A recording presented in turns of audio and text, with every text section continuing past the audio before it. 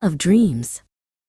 Nico stood in his hallway, clutching the handle of his suitcase. Inside were his favorite pajamas and a toothbrush, but he felt like he was missing something important.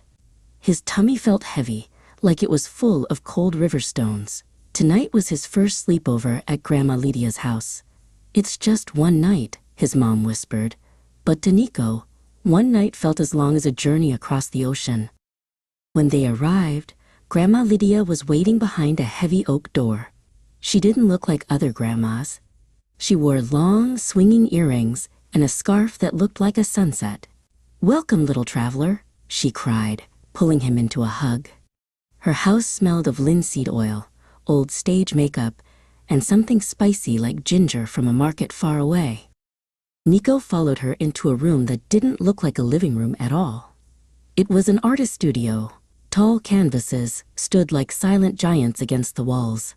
On one, a giant blue bird with golden eyes seemed ready to fly right off the fabric. Nico stared at the jars of brushes. They looked like a tiny forest of wooden trees. "Before I was a painter, I was an actress," Grandma Lydia said, her eyes sparkling. She opened a tall wardrobe. Inside, silk dresses in emerald and ruby shimmered in the light. She pulled out a magnificent headdress decorated with pearls and silver threads. "I wore this in a theater in Harbin, where the winters are so cold the breath turns to ice crystals," she explained. Grandma Lydia draped a heavy silk robe over Nico's shoulders. It was embroidered with a golden dragon that wound its way around his back. Nico looked in the mirror. He didn't look like a boy who was afraid of a sleepover anymore. He looked like a prince from a story set in old Shanghai, ready to defend a palace. For dinner, they ate dumplings that Grandma said tasted exactly like the ones she used to buy in a busy city across the sea. As the moon rose, she told him about the Great Wall and the snowy mountains of Georgia. "The world is very big, Nico," she said softly. "But every place you go becomes a part of you. You carry home in your heart like a secret treasure." But when it was time to turn off the lights, the heavy stones returned to Nico's tummy. The guest room was full of strange shadows from the tall paintings.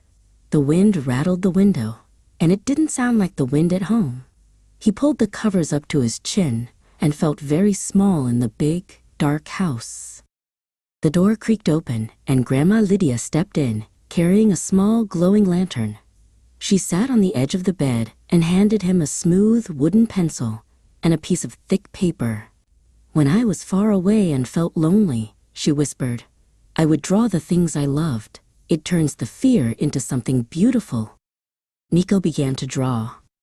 He drew his house, then he drew Grandma's dragon, and the blue bird, and the snowy mountains. As he moved the pencil, the room didn't feel scary anymore. It felt like a gallery where he was the creator. Grandma Lydia hummed a low, sweet song in a language he didn't know, but he understood the melody perfectly.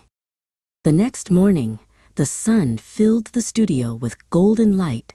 Nico packed his suitcase, but it felt much lighter now. He gave Grandma Lydia a big hug. He wasn't just a boy who had survived a sleepover. He was an adventurer who had traveled through stories and paint. "See you next time, Grandma," he said, already planning his next masterpiece.